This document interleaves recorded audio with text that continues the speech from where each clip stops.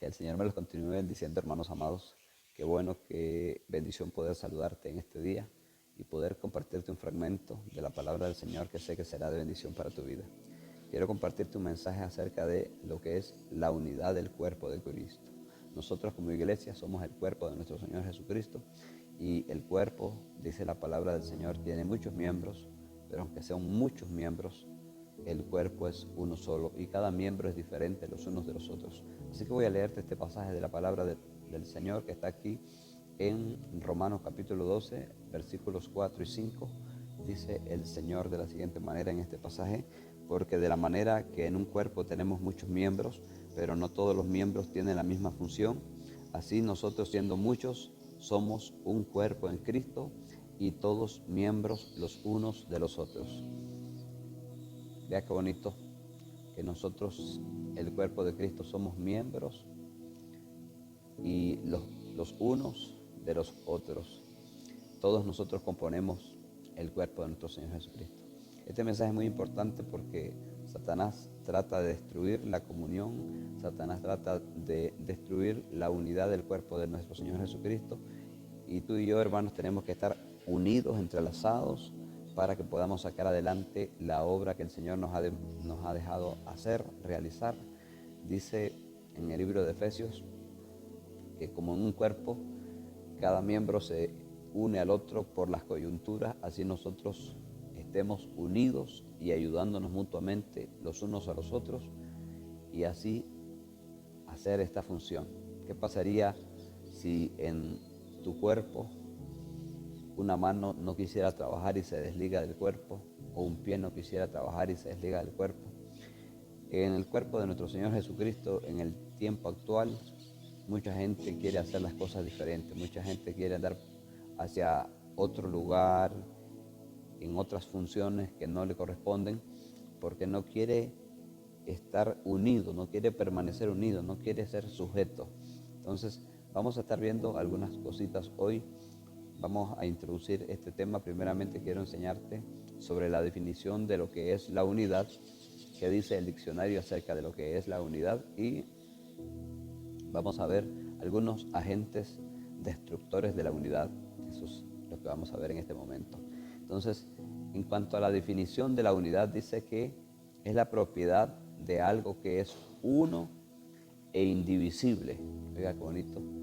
Que el cuerpo de Cristo, que es lo que el Señor nos dice que debemos ser uno, como el Padre y el Hijo son uno y están unidos, así nosotros, la iglesia, siendo muchos, debemos ser uno, estar en unidad.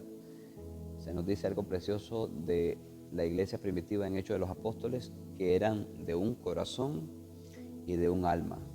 Nadie decía esto es mío, porque todas las cosas las tenían en común, y que ahí no había nadie necesitado, porque se repartían sus bienes y se daba a cada uno según la necesidad que tenía.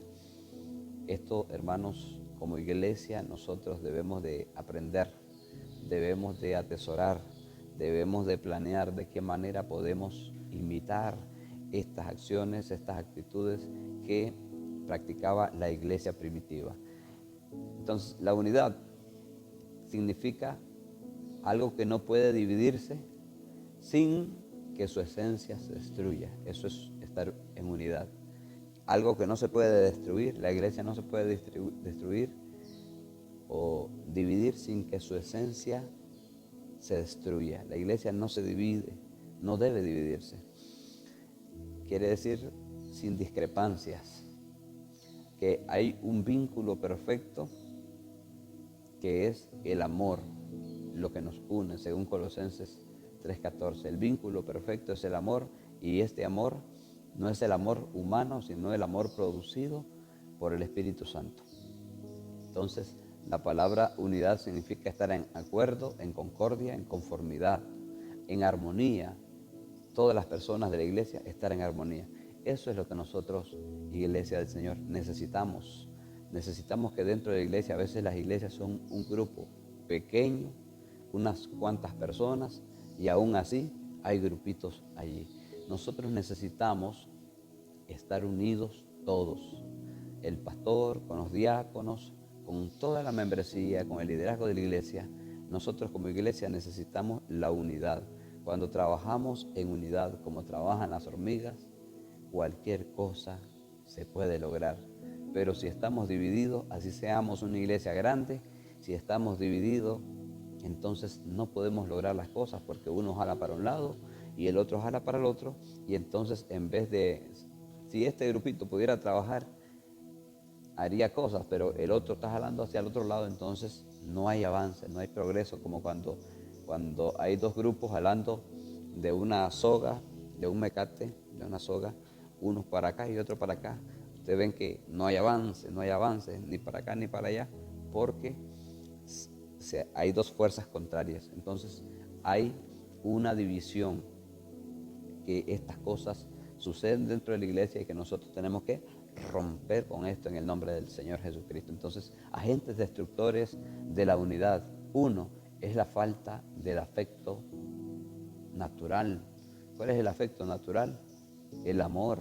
Romanos 1:31 y 2 Timoteo 3:3 habla de este amor natural, este afecto natural que es el amor. Nosotros como cristianos es natural que tengamos amor en nuestro corazón, pero si esto falta en nosotros, hermano, es difícil que nosotros podamos estar unidos dentro de la iglesia. Cuando en la iglesia falta el amor, entonces se producen otras cosas.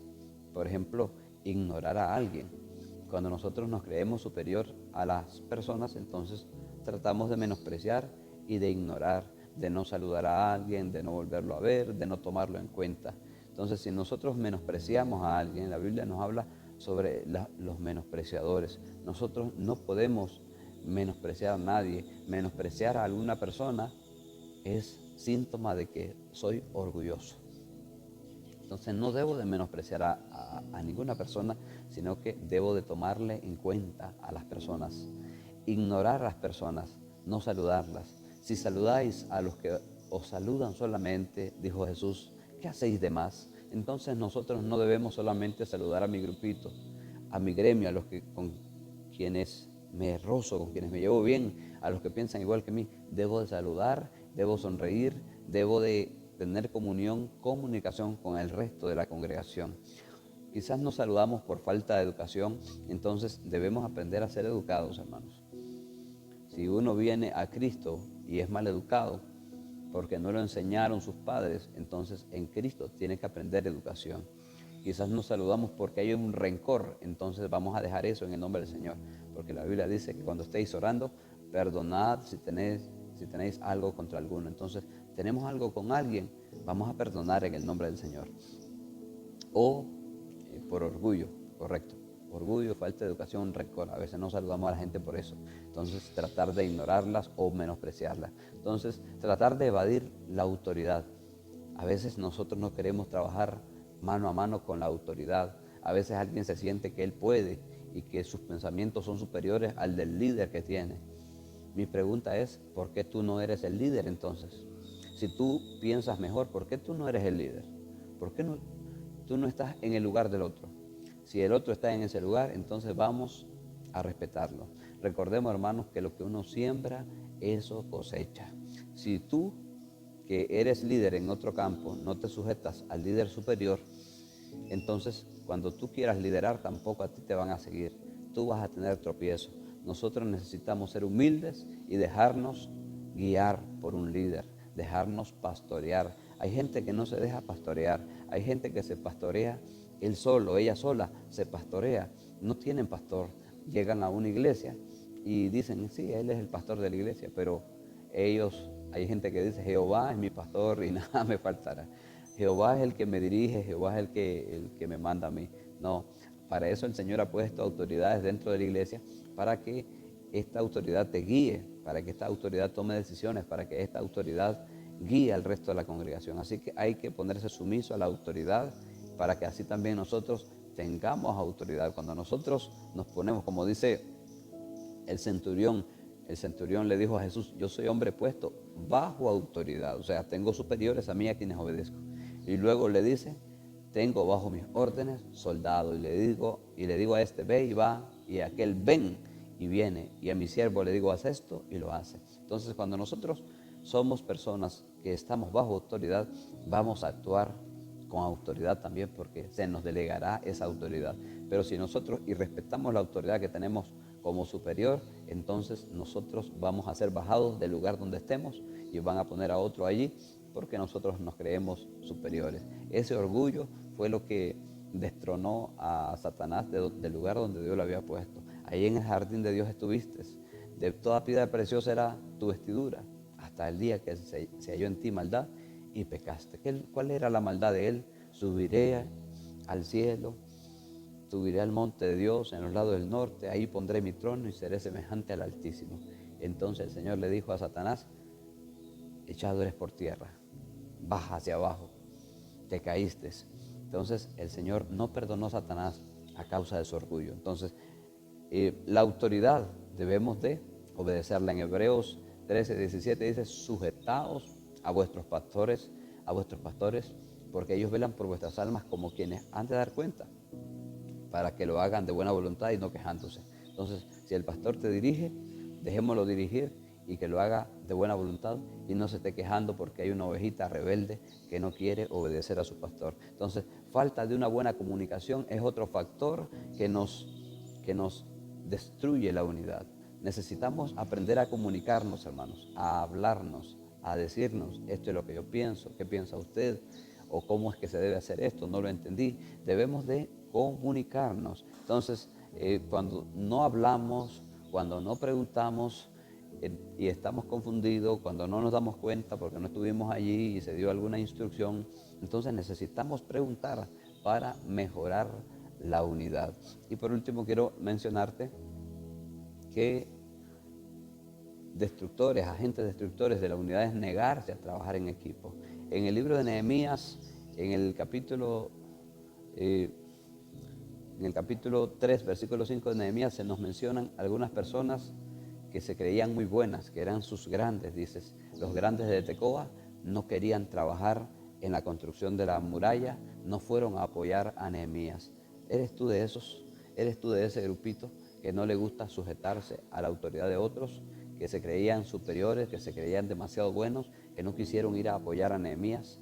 Hermanos amados, vamos a unirnos. Toda esa gente que trabajó con Nehemías tenían, dice, la espada en una mano y la cuchara del albañil en la otra. Con una mano cargaban las piedras, andaban su espada en su cintura colgada, preparados para la guerra, pero trabajando en la construcción de ese muro, y se logró. En 52 días lograron edificar el muro porque unieron la fuerza, pero había un grupito, unos pocos, que no quisieron ir a apoyar. Siempre van a haber uno o dos en algún lugar que no apoyen nada. Pero si usted es de esos que nunca apoya, que no da recursos, si usted es de esos que no apoya con sus manos, con su esfuerzo, si usted es de esos que no apoya con sus ideas, entonces, hermano amado, vamos a cambiar esa actitud, porque si queremos ver el progreso y el desarrollo del reino de Dios, necesitamos trabajar en unidad, necesitamos estar unidos, y así unidos vamos a ver la mano de Dios respaldando la obra de Dios. Eso que tú quieres ver crecer y desarrollarse es por falta de unidad, pero cuando nosotros nos unimos y trabajamos en unidad y apoyamos en finanzas y apoyamos en esfuerzo y apoyamos en ideas y apoyamos en todo lo que se tenga que apoyar, entonces, y la iglesia unida, y si tú tienes liderazgo y le dices a los hermanos: apoyemos a los que te siguen a ti, entonces vamos a ver la mano de Dios en esa obra que tú quieres ver crecer. Que Dios me los bendiga, hermanos amados. Seguiremos tratando este tema en otro momento.